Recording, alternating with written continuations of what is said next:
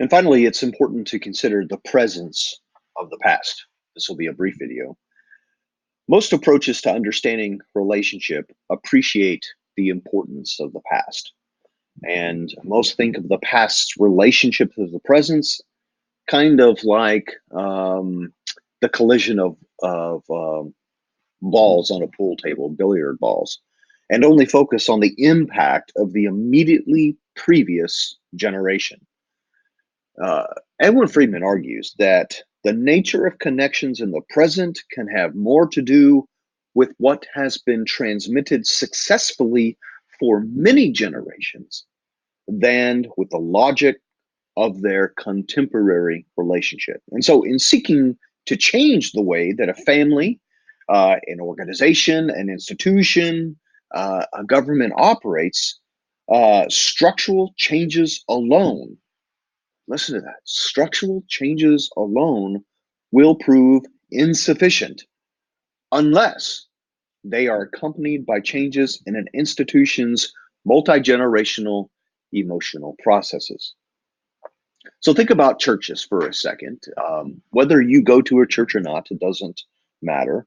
There are some churches in a given community, they're kind of known as being pills, pills. That is, they're just, uh, they just have a reputation for being negative. They have a reputation for being inside focused. We know those churches.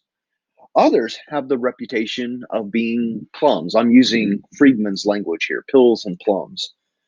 Plums often only have three or four clergy in like a century.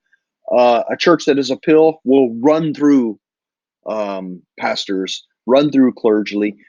They look very ineffective, right?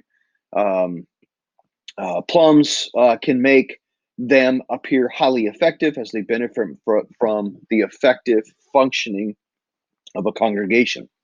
Well, without well differentiated leadership, the character of such institutions will not change generation after generation.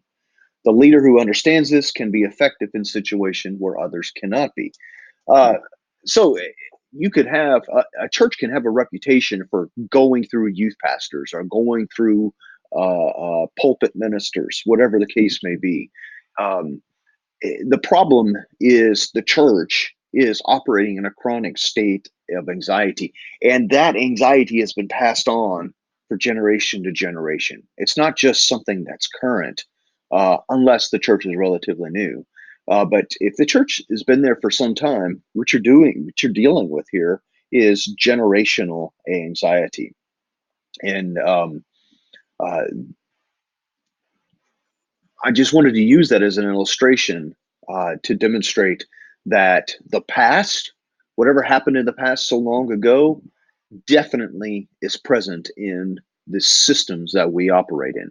This is true in churches, it's true in government, it's definitely true in our families.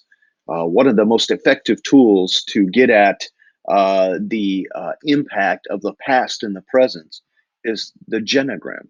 I use the genogram often with my students and conducting premarital counseling, or really if someone just wants to know about the emotional processes, understanding their story.